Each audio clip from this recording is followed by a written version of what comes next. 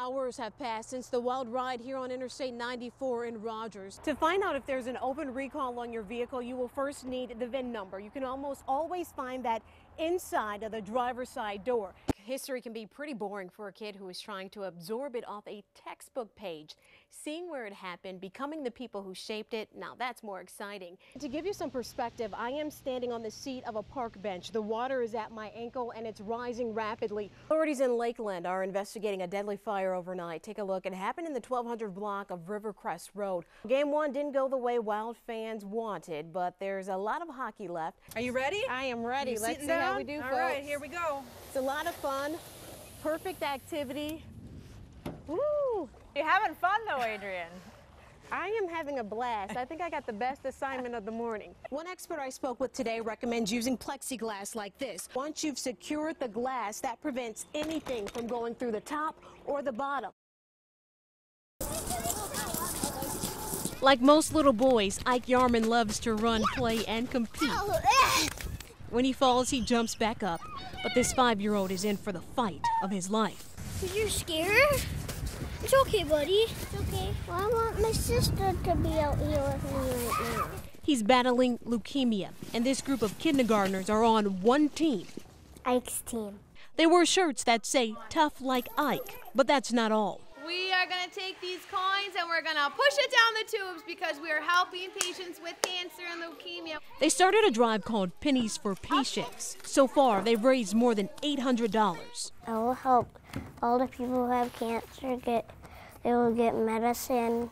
The head custodian used some duct tape, a tube, and made a funnel for kids here at Hessen Elementary to drop their coins. Drop them. Coins instead of pom-poms for teammates who... We cheer for Ike. Perhaps the captain of this team? Ike's older sister. She sees what his classmates don't. It's been tough because he's been crying a lot. He always gets poked sometimes when he's in the hospital. The family is trying to find the good in their struggle. If we can do what others have done before us to get to a point where Isaac has a 98% cure rate, then we're going to do whatever it takes to help those other kids. And this team is helping one penny at a time. Adrian Broadus, KARE 11 News. Blake, since that fire, so many people have stopped by this Northside home. You can tell by the balloons on the porch and the other messages of love. But Troy Lewis says he can't and he will not return to this neighborhood. Well, my baby Mary always told me I was the best dad. Troy Lewis treasured his children. He risked his life to protect them. And I proceeded to crawl down low like I was informed on many programs on TV. And when I did go low, I saw my son, Christopher, and I grabbed his hand and I pulled him to me, face to face. And I saw my baby dead. And then I heard my Shaka call for me. That's when Lewis jumped from a window to get Shaka and her sister Electra. Their dad wants them to know. I tried my best to try to save their sisters and brothers. His pain is more than physical. My son, Chris, when I leave the house, he always said that I'm the man of the house when I leave. And before the Vietnam vet could tell us about little Gwen, Troy, and Fanny, he was overcome with grief. I tried to save my babies. I did. And he says he tried to let the landlord know about problems at his home. The truth is that I did inform the landlord about defects in the apartment. From when I first moved in, October the 3rd, it was cold then. Perhaps now the best medicine for Lewis is love. I want to thank the community for all their assistance and help. I want this community to know that without their help, I wouldn't know what to do. Love from his family, who understand his pain better than anyone else. One Minnesota doctor told me some women may be having needless hysterectomies as a result of those complications. Happy birthday to you. Jessica Williams celebrating her youngest son's birthday. Little Gabe, she decided, would be the last addition to her family. You know, we were done. It was, it was time. So in June of 2012, Jessica underwent what's billed as a simple 10-minute procedure to provide permanent birth control. It's called Essure. The procedure can be performed in a doctor's office in minutes without going under general anesthesia. There's no major surgery, just 2 small flexible coils inserted into a woman's fallopian tubes, triggering a tissue buildup that blocks sperm. But before long, Jessica says she felt a mysterious pain. Basically, I couldn't lay on my side, my stomach, my back. It hurt everywhere to lay on. Same here. And as we discovered, she's not alone. Right away is when I noticed the pain, and it just never stopped. I lived in pain every day for 2 years. Those of you who had severe pain, raise your hand. All of these women are from Minnesota. All say they suffered debilitating side effects. Some so serious they had hysterectomies. But at first, they say their doctors downplayed the symptoms and told them it could not be because of Essure. I was calling off of work 2 or 3 times a week. I had more side effects from that simple thing than any other problem I've ever had in my life.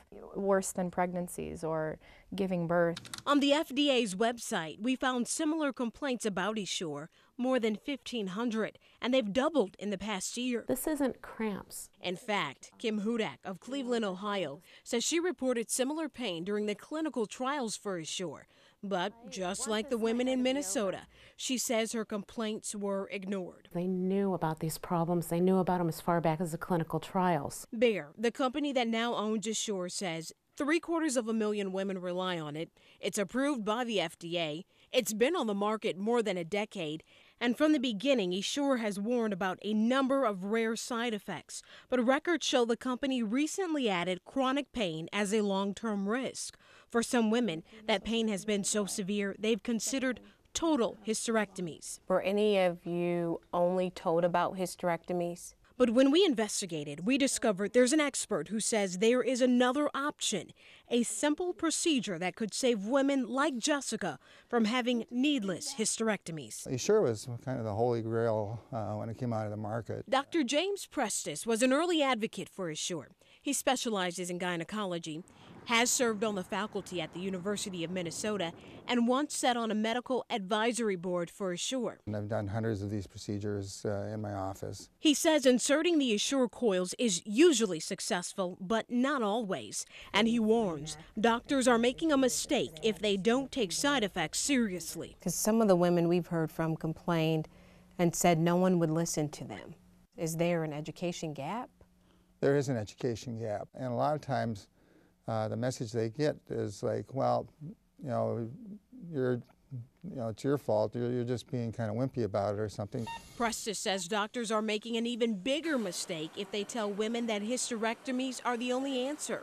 He says the coils can often be removed in a simple outpatient procedure, not a full hysterectomy. I've never had a problem removing the device. Do you think some women are having needless hysterectomies? I do think there are needless hysterectomies being done because of the Essure device. Without knowing their options, some women may be choosing between hysterectomies and pain. Don't go through what we went through.